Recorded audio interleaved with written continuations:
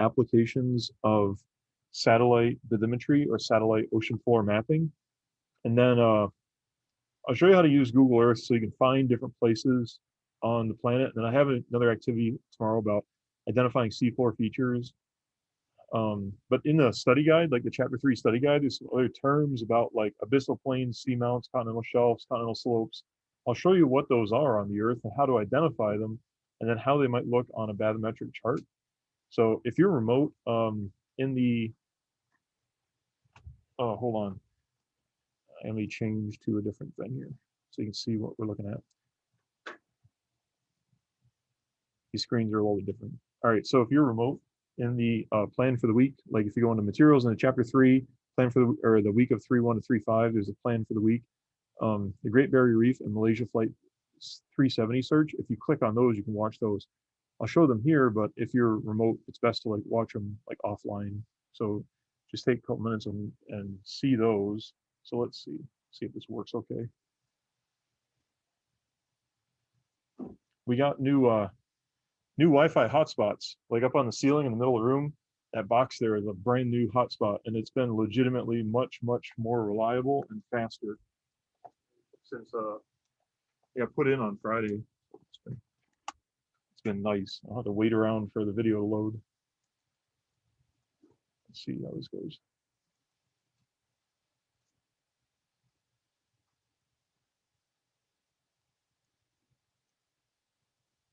Don't know why the sound's not working.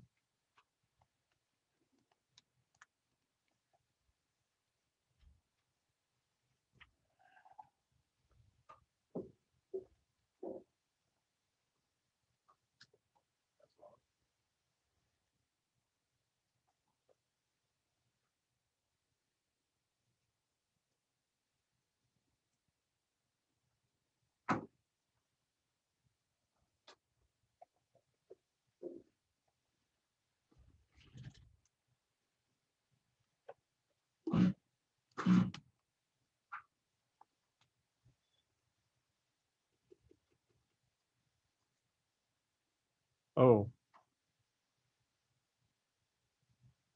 Yeah, this one doesn't have sound. Sorry about that. Okay, so this is, I forgot.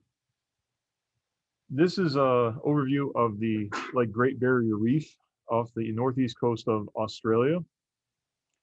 And the entire Great Barrier Reef has now been mapped by satellite.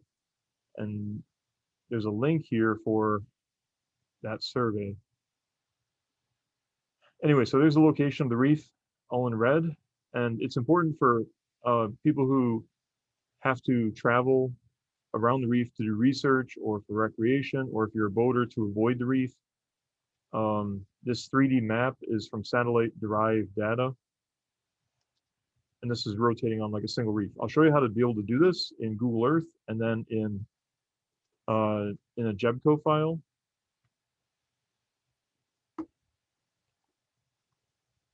Anyway, so that's a video about that. The other one describes an event that took place a couple years ago. Let's see how this works. Hopefully the sound is good on this.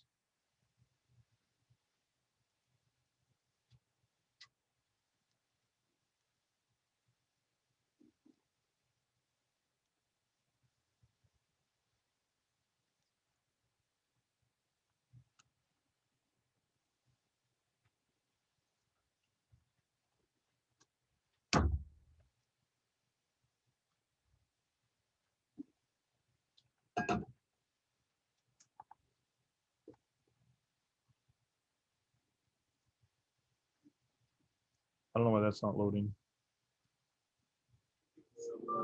Here we go. Geoscience Australia provides specialist advice, knowledge and capability in response to some of Australia's most important challenges. This includes managing the nation's marine jurisdiction and maintaining geoscience knowledge and capability. Geoscience Australia is supporting the multinational search effort to find missing Malaysia Airlines flight MH370. Its scientific teams provide advice and expertise to Australian government agencies, the Joint Agency Coordination Centre, and the Australian Transport Safety Bureau. This collective effort has enabled the mapping of over 200,000 square kilometres of seafloor in a remote area of the southern Indian Ocean. Undertaking a search in an area of this magnitude, remoteness, and complexity is an involved process which draws on multiple techniques, technologies, and experts from a range of disciplines. Previous maps of the MH370 search area have been derived from satellite data, only providing an estimate of the ocean depth. Such low-resolution maps cannot safely guide navigation during an underwater search, which requires more detailed knowledge of underwater features. A high-resolution map can be created through a comprehensive bathymetric survey, which collects high-resolution data from the seafloor. Bathymetric data is gathered through the use of multi-beam sonar equipment mounted on a ship's hull. The sonar system sends out multiple sound waves that bounce off the seafloor and return to the ship. The delay between sending and receiving a signal provides a measurement of ocean depth. The strength of the return signal provides an indication of how hard the seafloor is. The ship proceeds through the search area in overlapping lines to systematically capture depth information. Overlapping the lines increases confidence in the accuracy of the mapping and helps to address gaps in the data, which may occur due to factors such as bad weather. Scientists working at Geoscience Australia review, correct, and analyse the data to create three-dimensional models and maps that reveal details of the seafloor. Bathymetric mapping during the search for MH370 has revealed a detailed picture of the underwater landscape, identifying potential hazards to navigation within the search area. These include large mountains and deep trenches, some of which plunge to more than 6,000 metres below sea level, along with seamounts and ridges, like this one, which is 34 kilometres long. The bathymetric map is an essential navigation tool for the more detailed underwater search.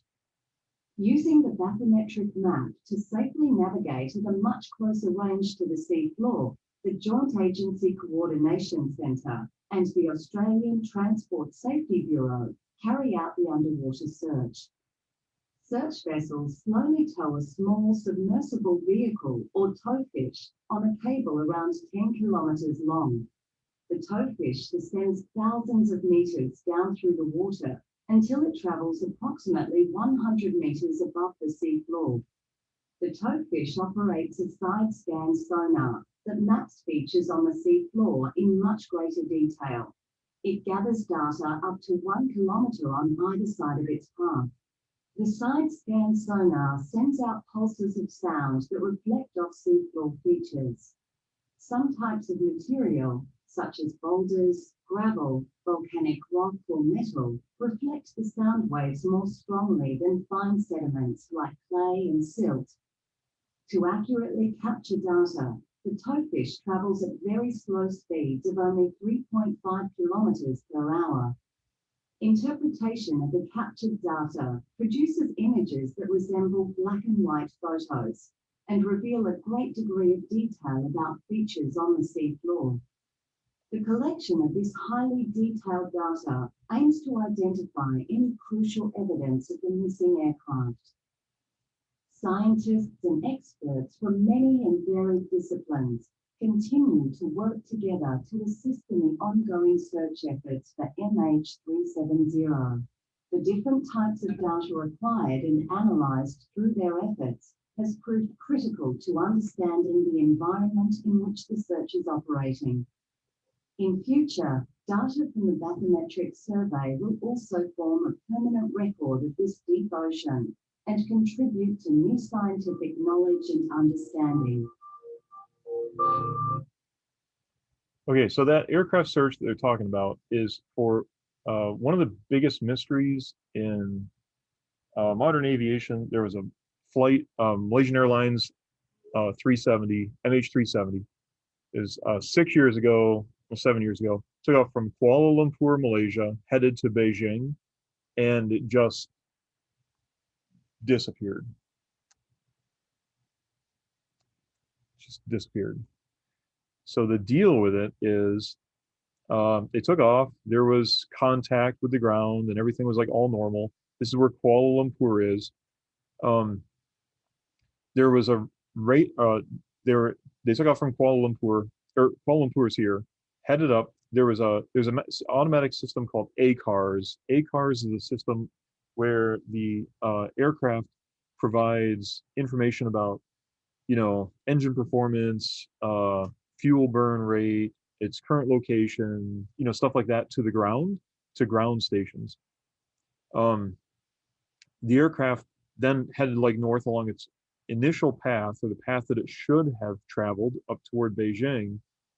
And then it seems as if it made like a U-turn, a rapid U-turn heading toward the southwest, and then another U-turn heading toward, or another turn heading toward the northwest. This is the last place it was contacted by radar. So the deal is when you fly over land, you're in constant contact by radar because radar installations all over the place. When you start heading out over water, there's no radar installations. The planes are kind of like on their own in a way. So this is the last place there was radar contact. But there's another piece of that puzzle. So it turns out that, and on this map, on this scale, the plane was heading toward the northeast, and then it made a switch toward the west, and radar contact was lost right about in here. So you might think, well, it's still heading in this direction, but there's an issue, and that's that the engines aboard the plane are built by GE, and General Electric or GE engines also have a satellite, like a satellite downlink, so that the engine manufacturer can monitor engine performance. So this is a completely separate system, but it's powered by uh, electricity on board the plane. And based upon the last recorded information about that satellite feed, the aircraft, so the satellite location above the Earth was like up here, and you knew the time that it took for the satellite signal to get to the satellite. So the satellite's overhead, measuring a swath equidistantly, is this like little striped area. So there was a huge search that was underway in the southern Indian Ocean. So this is the Indian Ocean. This is the west or east coast of Africa. This is India here and Australia. So the search was over this area. And you're like, oh, that's not a big deal. That's not such a huge area. That's a colossal area. That's an enormous, enormous area. It's like taking the state of Pennsylvania and lining it up end to end 8 times, and you're trying to find an aircraft. Yeah, yeah. So it is a very, very, very difficult search. Now, there are some clues, and that's that there has been debris from that aircraft that has washed up around Reunion Island and Madagascar, which also makes a lot of sense because this map also shows ocean currents. There are general ocean currents which travel in this counterclockwise direction here in the southern Indian Ocean. So it makes complete sense that if debris is found in Reunion Island in Madagascar and the east coast of Africa, because this is actually from 2015. More debris has shown up, and the debris is from that aircraft because they're identifying marks and features from panels on the aircraft and from personal effects. So it's clear that it went down somewhere in the Indian Ocean. But now finding the aircraft is very, very, very difficult. So if you have a very good map of the ocean floor, then you can then go before the crash happens. Then you can go back after the crash happens and try to find the location. So this shows different search areas. So in the possible search zone, there's this red zone. There have been different efforts taken by different governments to try to like do searches, and they're indicated here with these stripes. So this thick purple stripe, magenta stripe, and the thin magenta stripe were search areas that were done by ship. There's also these search areas up here, which are in red and yellow and green, which were done by ship. These other bigger areas are flyover areas. So these are like where aircraft then fly back and forth and back and forth and back and forth.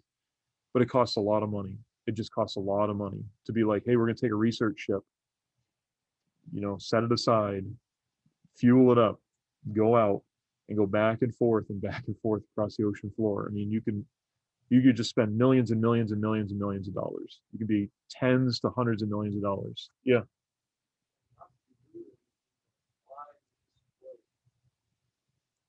Well, very not in modern commercial aviation. There was an Air France plane which went down a couple years before this, and it was found in the Atlantic Ocean. But this is the only truly missing flight. You know, the flight. Sometimes private pilots will go missing, and Civil Air Patrol goes out looking, and eventually you find them. Sometimes, usually, but you're talking about, a yeah, big commercial flight. I mean, it's a Boeing 777, so the airlines, the countries, they want to make sure that they want to know why it went down. That's the primary thing. Of course, you want to like recover bodies. That's important, right? But you want to learn like why did this happen and how do you prevent it from happening again? Uh, that's the primary reason why you're like out searching. And most things on board an aircraft, like they sink. And like seat cushions will float, stuff that is designed to float will float. But even still, when you take like 500 seat cushions and then you scatter them over the ocean, you can't find them. I mean, you could fly overhead with an airplane and almost be looking at the thing, and it's more than a needle in a haystack, right? It's almost an impossible job. So there gets to be a point where at first you have what they call a recovery operation, where maybe the plane went down and maybe they landed okay, and maybe they're on the flotation rafts and you can recover people. You know what I mean? But or a rescue mission. It's a rescue mission. But then after like 2 or 3 days passes, now you're like probability of survival's gone way down.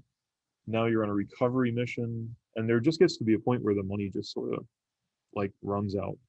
But it's through bathymetry you can find it. By studying ocean currents you can help find it. So yeah, it's truly uh, one of the greatest mysteries. When aircraft crash over land, it's not like it's going to go underground. Usually, you got the plane, you can see what's going on, you can learn some stuff. But when you're over water, it's a much, much, much harder go. Uh, there are there's a emergency device on board aircraft called an Epirb. It's the emergency locator beacon, and they're designed to operate uh, underwater. They actually put out a tone, but you've got to get to the place and be able to listen for that tone. And if that EPIRB ends up, under 4 miles of water, you barely hear anything, and the battery only lasts a few days. So people have proposed other things like having another EPIRB on board the aircraft, so that if the aircraft hits the water, it floats to the surface. You know what I'm saying? Like it comes detached from the plane, pops up to the surface like a buoy, and it's like, well, this is the place where it went down, and that sure as heck helps you find the plane because it's going to be like underneath that, or even if currents flow some kind of distance. Also having satellite-based two-way telemetry all the time, so the aircraft is constantly communicating with satellite all the time to report its location. But that's not a thing. All this stuff comes at a cost. You know, if the Federal Aviation Administration of the United States and other governments are like, listen, you've got to have a thing which, when you hit the ground, comes detached from the plane and floats up to the surface. If that device costs you 10 grand and you're going to have that on every plane, that's a lot of money, right? And how often does that help? Or to say, we got to have a system on board the aircraft that will constantly communicate with satellite in order to provide position location. That comes at a cost as well. And it's one more thing to maintain. It's one more thing that's more complex. So uh, that that puzzle still goes on, and it's possible that it will be found. That the most of the fuselage of the aircraft will be found. So we don't know. The It seems as if the aircraft lost. It seems as if the pilots. It seems that this plane became what's called a ghost plane, where the pilots completely lose all control of the aircraft, and the aircraft continues to fly. There have been cases where pilots have become incapacitated and the plane just continues to fly. You got the autopilot set at a fixed altitude, pilots become incapacitated, plane will just go. Eventually runs out of fuel. So this is all, not only this region here is the calculated position where the plane would have run out of fuel. Based upon its current fuel burn rate, that this is like the swath. Now, where could it be? It could be anywhere else. And there are conspiracy theorists who are like, the pilot stole the plane and they landed it somewhere else. But it's really hard to hide an airplane. You know what I mean? Hide 500 people or something. You never know. You like the conspiracies? Yeah. Um, it it's possible we'll never know, but it's also possible we'll figure it out. So oceanography is like, here's another, there are other different ways to try to understand different positions where it could be. The engine manufacturers provided the best information. Uh, there's only a certain range that the aircraft could possibly be in. Oh, so the other thing is, it turns out that the other possibility is that the plane went down in this region here from Southeast Asia up through like almost to Western Turkey, except this is a populated area. Like there are people in this area, and a, a 777 going down would have been found. So it's very unlikely that it's in this area. It's far more likely it's in this area, which unfortunately is the ocean, because 70% of the Earth is covered with ocean anyway, so it's likely to be over the ocean. Okay, a couple of sites that can help you out with understanding different kinds of surfaces. The data that I provided to those bathymetric charts is from a site called Jebco, and this jebco.net provides bathymetric chart information. You can move around on the Earth and you can zoom in and out, and it's color coded. But besides the fact that it's like a color coded area, and you can go way in and see incredible detail of the ocean floor with very, very, very high precision. Besides that, you can download bathymetric charts. So how it goes is like, let's say you're interested in, the water like around Iceland. So here's Iceland, and I want to make a bathymetric chart. It's kind of tough to tell the difference between water and land. The land starts where it's green, and then the water here is kind of a greenish. So this is still water here and water here. But all you have to do on the site is just drag a box like that. It picks latitude, longitude limits, and then you click like which type of format you want them in. So these are different types of formats that you download the data, and it provides that data, tells you the file size, you add it to your basket, view the basket, and you check out, except it's free, you don't get charged any money. And then those maps can be included in a chart plotter on board a boat, or you can use it for, hydrographic research and stuff. But the nice thing about this site, just on its own, is that it provides a pretty detailed map, and it's also nicely color coded, so you can see differences in color. All right, besides that, the site that I've been showing you and we've been using is Google Earth. And I'll show you how to do this now, because I have a thing where you can search for different places tomorrow and then determine if you've got locations that are abyssal plains, continental shelves, continental slopes, seamounts, and so on and so forth. So I got to shut off an option here. I don't want the grids right now. It's kind of annoying to look at. All right, I don't know where we are. Gotta get rid of that.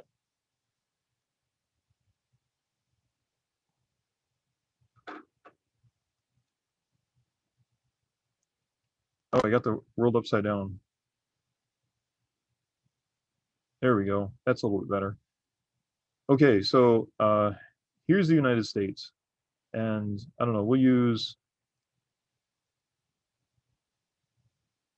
yeah, we'll go up to the Pacific Northwest. This is good. Okay, so here's the United States, and we'll go up here to like somewhere around off the coast of Washington.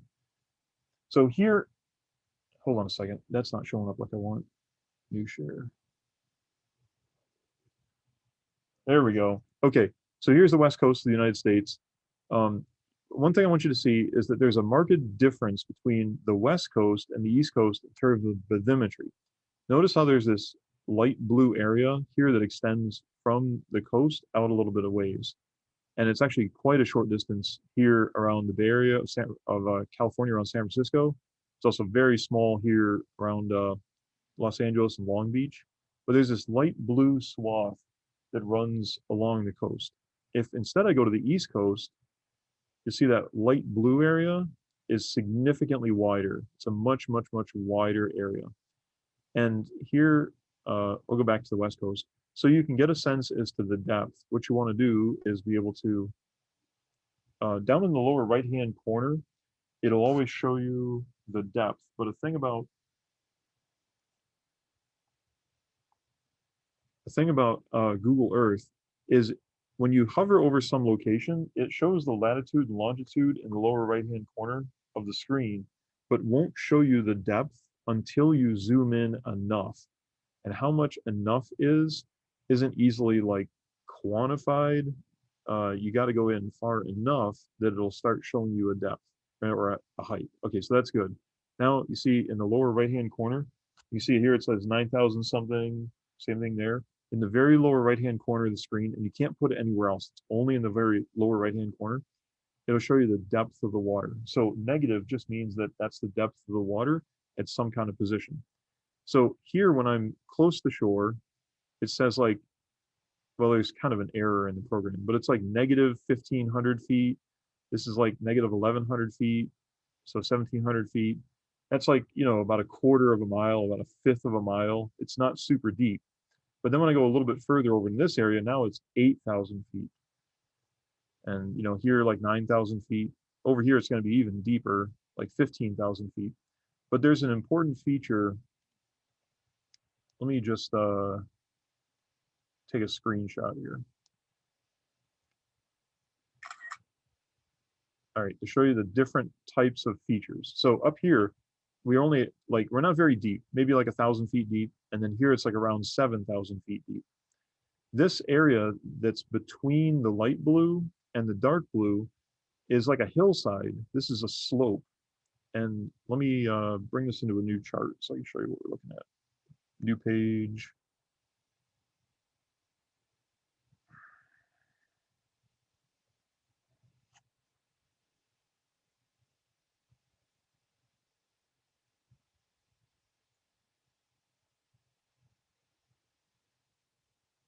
All right, so if you have your study guide, there's some terms in the study guide that help you out to understand like what the different parts of the ocean floor features mean, and they're features we're going to be using throughout the year. So there's this this area here that's like light blue, which runs all the way along the shore, and I can kind of outline it here, kind of in black. This is still the continent. So the land, I don't know why that's not updating.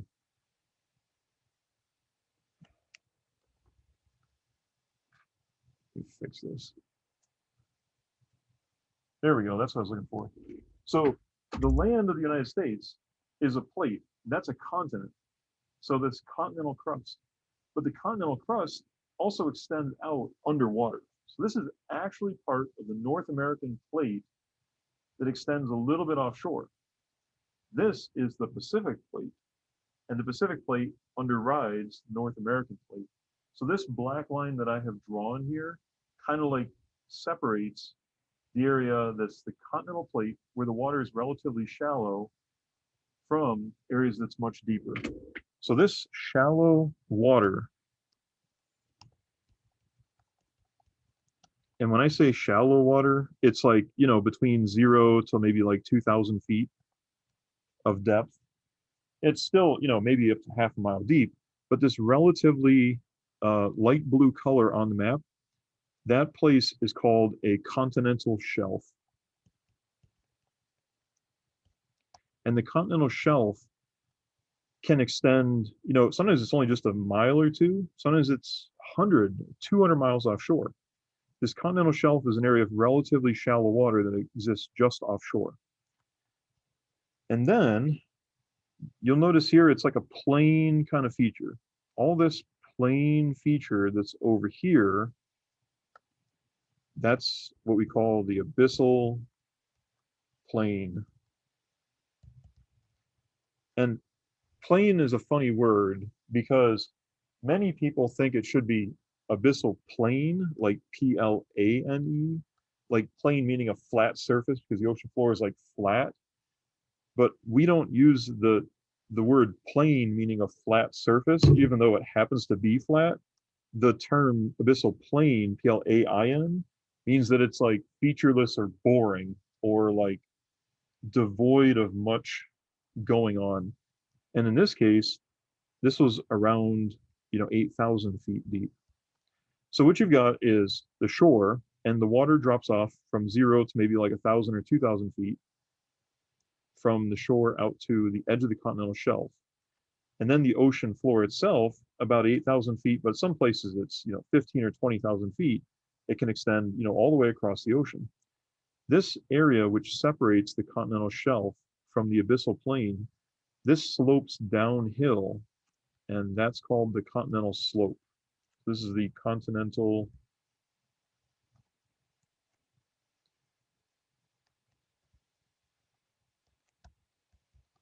slope. You'll also see on this map some other features. These little bumps, like here, here, here, and here. All those little bumps, those are seamounts. So the most common things that we find around continents and for the ocean floor themselves is this continental shelf, which extends out, and then it drops off the continental slope, and then the abyssal plain. If I'm going to draw, if this line here is like 8,000 feet, let me get that. Maybe if I make that in red too.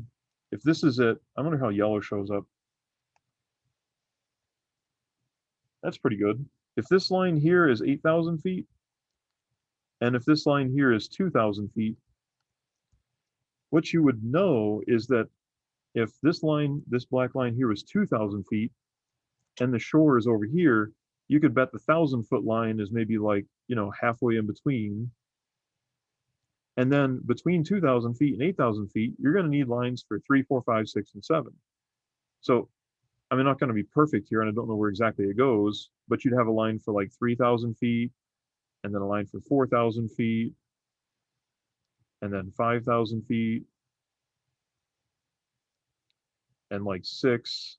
These are all going to be fairly close in here. They shouldn't touch or overlap, and then like 7,000 feet. So the reality is, from the shore going out to the edge of the continental shelf, there wouldn't be many of those contour lines.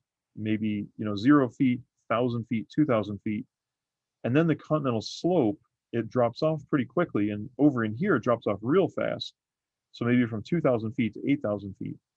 And then if all of this happens to be within 8,000 to 9,000 feet, there's no more of those bathymetric lines. So in some of the bathymetric charts, you've got places where the lines are like, all packed in nice and tight. And that's where the continental shelf slopes down to be the abyssal plain for the rest of the ocean floor. So those are big words in the terminology. I'm going to draw this same thing. Let me tell you what, maybe I can do this. Let me copy this page to a new page.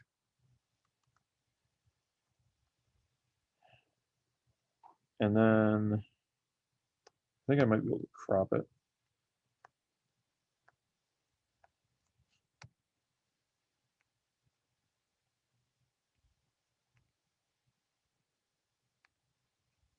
Can't do that, but I can get a new one. Let me open this up. That drawing program doesn't let me crop, which is kind of a pain.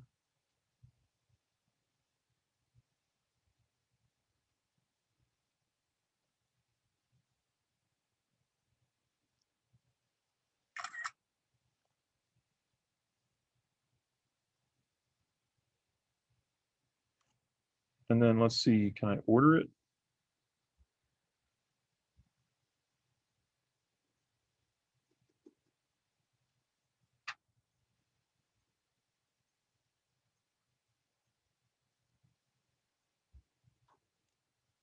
It doesn't matter.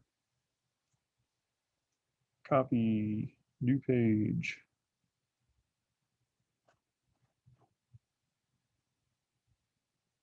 Okay, so here's another way to view what's going on. If you think about this in cross section, so here I'm going to draw a line. I'll draw it like in yellow, straight across the map, just like this. And then if you think about like what happens for sea level and then going underwater. So I'm going to draw sea level like this, and then the land or the bottom of the ocean and the land itself. I guess I'll just freehand that in like black. Okay, so here's where the shore is. And then from shore it goes inland, you know, like whatever. So this is like land. And then the ocean floor, it's like flat for a ways. So from here to here, you've gone underwater and it's relatively shallow for a ways. And then there's this continental slope from here to here.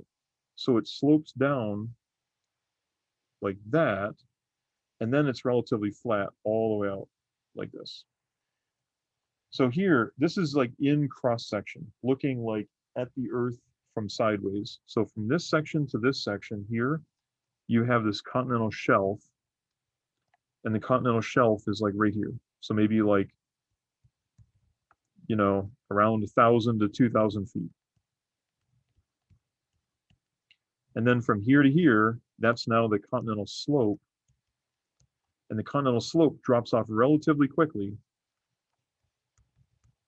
maybe down to a depth of 8,000 feet. So if I've said this is like around 8,000 feet depth, then you're down like 8,000 feet.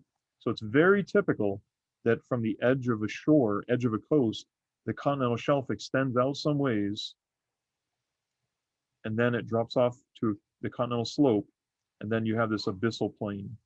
The abyssal plain.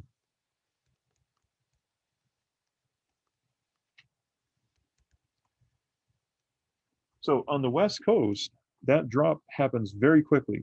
You don't have to go very far offshore before the continental slope exists. And then the abyssal plain keeps on going flat. On the east coast, it's a different story. So I'll go back here. When you look around the globe, you'll see those features look differently in different sorts of places. Let me get back to new share. Someone's snoring. Sawing some wood. All right, so here for the United States, if you look down like in the Gulf of Mexico, off the Yucatan Peninsula and off the west coast of Florida, it's really flat and really shallow for a very, very long distance. You know, a couple hundred feet, maybe 1,000, 2,000 feet. And then here the continental shelf drops off very quickly with a continental slope and then the abyssal plain. Off the East Coast, same kind of deal. So there are places like you can leave Cape Cod and go west or go east hundreds of miles. And the water out here isn't very deep at all. It's relatively shallow. But then it drops off to the ocean floor, which is relatively deep. So around the Earth, there's different places where the continental shelf is very big. The East Coast of the United States is an excellent example of a place, and up here into Canada, where that continental shelf extends a huge distance offshore. You can also see it in the North Sea. So off of the coast of Europe, should like record that. He's like, ow. Okay, so around the British Isles and off the north coast of Europe, it's really flat, well, really shallow for all this blue area here. But then, I don't know, most of the Indian Ocean, there really is not much of a continental shelf. In fact, here off the coast of like Somalia and Kenya, there really is no continental shelf. It just drops straight into the ocean and it goes very deep very quickly. That light blue area is really, really small. So those are the kind of features that I want you to look at and get like acquainted with around the Earth. Even here around Indonesia, Singapore, not very deep from a huge distance.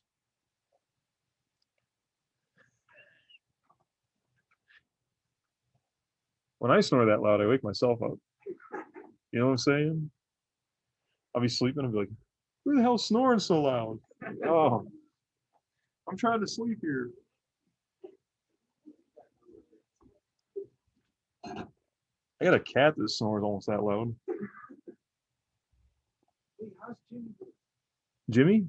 She's doing awesome. Jimmy's our cat with 2 legs. Well, she's got 2 legs that work and 2 legs that don't. Are they back and front? Front legs work just fine. And she just drags herself around. Yep, back legs have never worked. They're just kind of like back there. But she is like ripped up front because everything she does, like if she goes upstairs, it's like pulling herself up the stairs.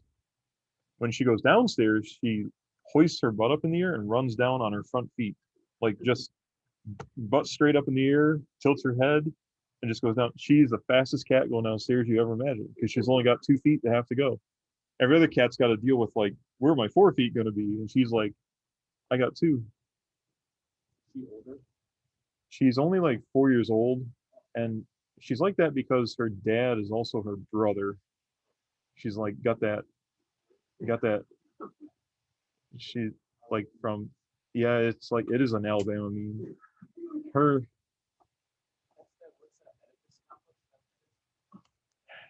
No, it's that Alabama complex. Her like her we took in a stray cat who was kept getting knocked up and having tons of babies.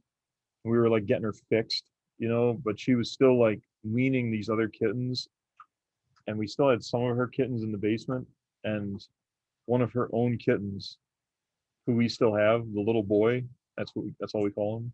He like knocked his mom up, and it's a fact because it's the only way it could have happened. Either that or immaculate conception, because he was the only non-fixed.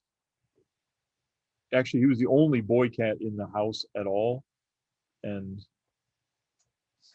we're like, Mama Kitty's looking a little thick again, and then we're like, oh no, I think she's pregnant again, because that's all she was popping out like a dozen babies every year, like a champ. Our neighborhood just packed with cats. So we were like, we got to shut her down. And she was an extraordinary mother cat. She would care for those kittens, like they would always survive. She'd have like a litter of 4, and like 5 months later there'd still be 4 of them. She would murder anything that would get near them. In fact, she tried to murder me when we tried to catch her. Had these big thick welding gloves and trying to grab her, and she's biting right through them. Just, I got bit pretty bad. Yeah, so and the thing is, like, her son, the one who knocked her up, he was like 5 months old. Like he was like great. I mean, he was like we were gonna get him fixed too, but he was like just barely sexually mature enough. Yeah. Anyway, well, two of Jimmy's siblings were stillborn, and Jimmy, like, she can't meow. She just kind of like has like a hoarse, like she goes like, ah, ah. That's how she meows. And then she's only got 2 front legs. That's it. Yeah. She's like, give me some treats. She's like, ah. That's exactly how it sounds. There's no better than that. There's no purring. There's no vocalization. It's just like it's just the air going out through her. Yeah. Like if you completely lose your voice, you can still like make sound, but it's just like the air coming out. That's it. That's all she does. But she does well. She'll get up on the couch, get up on the bed. She just like walks up to it and just reaches with one arm, just starts clawing her way up, just doing pull-ups.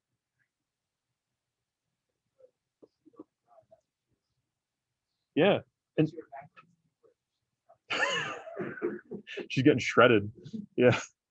She skips every leg day.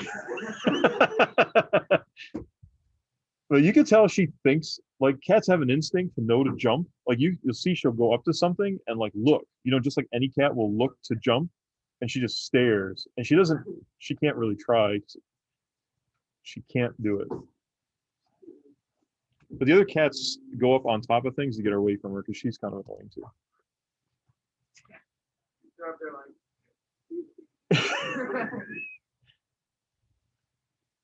That's Jimmy. Wait, why is there?